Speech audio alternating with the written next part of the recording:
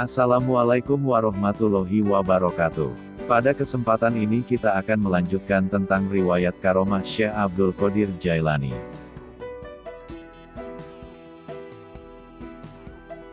Diriwayatkan, pada waktu Syekh Abdul Qadir Jailani menginjak usia muda, sekitar umur 18 tahun, suatu hari beliau pergi ke padang rumput, tujuannya untuk menggembalakan unta.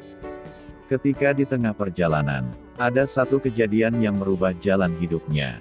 Dengan izin Allah Subhanahu wa Ta'ala, unta tersebut menoleh ke beliau dan kemudian berkata, "Wahai Tuan, bukan beginilah tujuan hidup Tuan dilahirkan." Peristiwa ini sangat mengejutkan Syekh Abdul Qadir. Dengan hati yang bimbang, selanjutnya beliau pulang ke rumahnya. Setiba di rumahnya kemudian beliau naik ke loteng rumahnya. Syekh Abdul Qadir bertafakur sejenak tentang makna perkataan unta itu.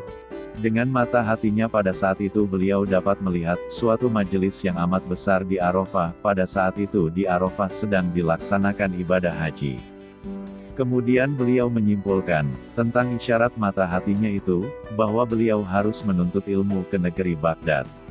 Pada masa itu negeri Baghdad pusat kota ilmu yang terkenal sampai ke penjuru dunia Islam. Syekh Abdul Qadir berkeinginan keras untuk menambah ilmu, dan meningkatkan kerohaniannya dengan berguru kepada para wali lainnya di negeri Baghdad. Ketika sudah mendapatkan kebulatan tekad yang kuat, akhirnya beliau menemui ibunya, kemudian beliau memohon restu serta izin untuk menuntut ilmu di negeri Baghdad.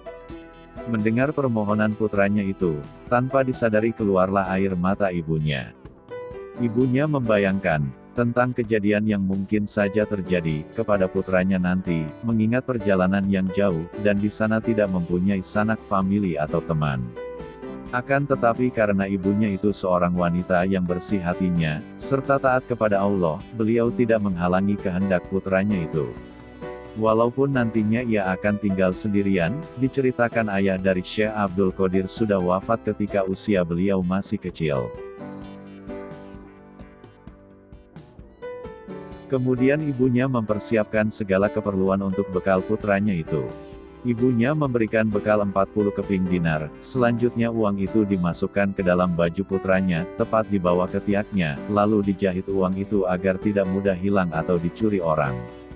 Sebelum berpisah, ibunya meminta suatu janji kepada putranya, agar beliau selalu jujur dan jangan berdusta, dalam segala keadaan bagaimanapun juga. Syekh Abdul Qadir berjanji kepada ibunya, bahwa ia akan menjaga selalu semua pesan-pesan ibunya. Diceritakan beliau ketika pergi ke Baghdad, bersama dengan para kafilah atau rombongan, setelah beberapa hari berangkat bersama para kafilah. Maka tibalah di kota Hamdan, di kota ini beliau bersama para kafilah lainnya, mendapat serangan dari segerombolan perampok. Para perampok itu berjumlah 60 orang.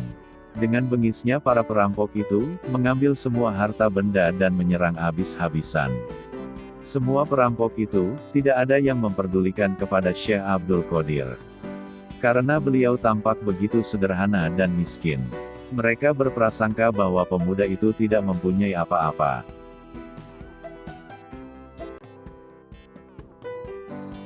Kemudian ada salah satu perampok bertanya kepada beliau, "Wahai pemuda, apa yang engkau punya?" Kemudian beliau menjawab bahwa ia mempunyai uang 40 keping dinar, yang berada di bawah ketiaknya. Kemudian perampok itu melaporkan kepada pimpinannya.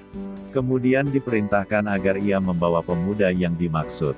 Setelah berhadapan dengan Syekh Abdul Qadir, kepala perampok bertanya dengan pertanyaan yang sama. Kemudian dijawab Syekh Abdul Qadir, bahwa ia mempunyai uang 40 keping dinar di bawah ketiaknya. Dengan penuh perasaan penasaran, kemudian kepala perampok itu menyuruh anak buahnya, agar mengiris jahitan bajunya, maka keluarlah kepingan dinar tersebut. Melihat hal ini para perampok bersorak-sorak bersukacita. Tetapi kepala perampok itu justru terpesona akan kejujuran Syekh Abdul Qadir. Kemudian kepala perampok bertanya lagi, kenapa beliau berkata jujur? Dijawab oleh Syekh Abdul Qadir, bahwa ia telah berjanji kepada ibunya. Tidak akan berkata bohong kepada siapapun, dan dalam kondisi bagaimanapun juga.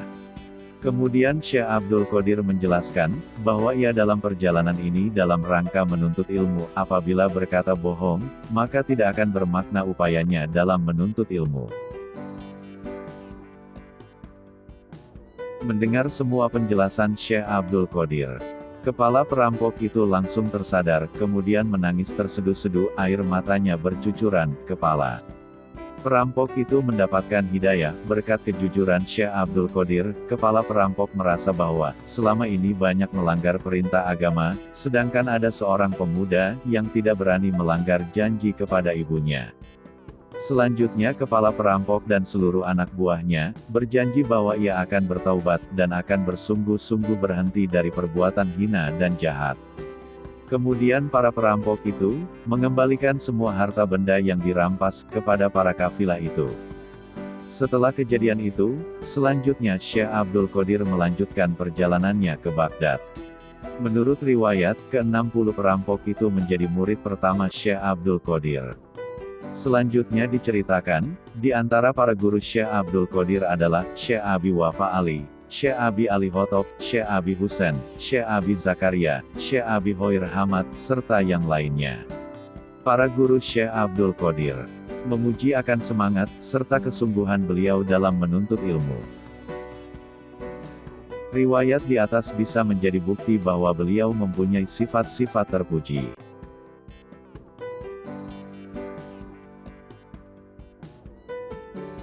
Selanjutnya kita akan membahas karomah Syekh Abdul Qadir Jailani berikutnya. Syekh Abdul Qadir Jailani, menerima dengan ikhlas, semua ujian dari Allah Subhanahu wa Ta'ala. Ketika beliau dalam masa belajar dan menuntut ilmu, beliau mengalami ujian yang sangat berat, diriwayatkan. Pada masa itu, pakaian Syekh Abdul Qadir Jailani, sebuah jubah dari bulu domba itu sangat kasar, dan di kepala beliau, diikatkan sehelai kain, dan apabila berjalan, beliau tidak memakai alas kaki, walaupun jalan yang dilaluinya banyak duri yang tajam. Adapun makanan yang beliau makan, hanya buah-buahan dan dedaunan saja, beliau makan, minum, tidur, hanya sedikit saja.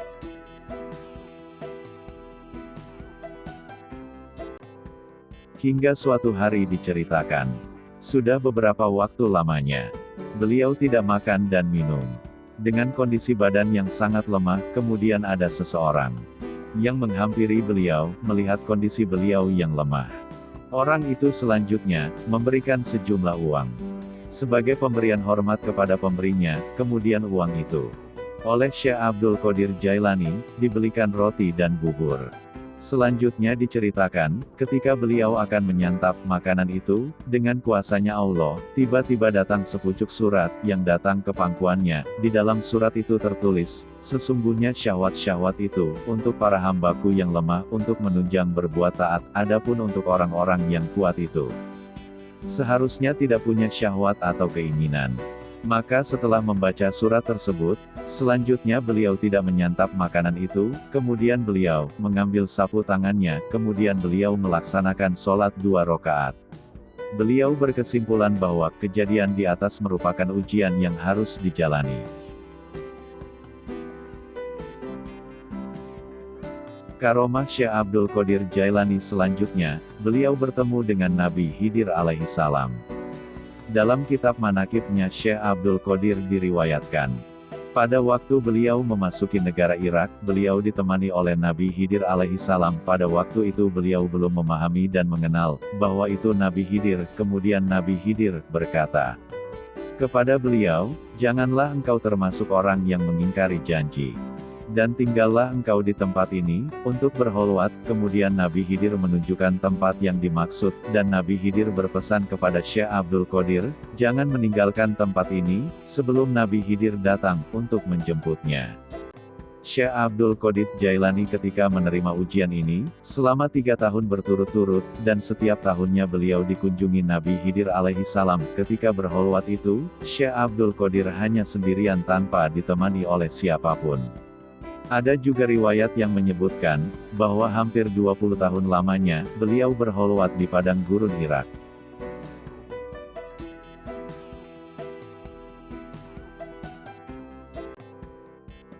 Itulah kisah dan karomah Syekh Abdul Qadir Jailani yang ada di kitab manaqibnya.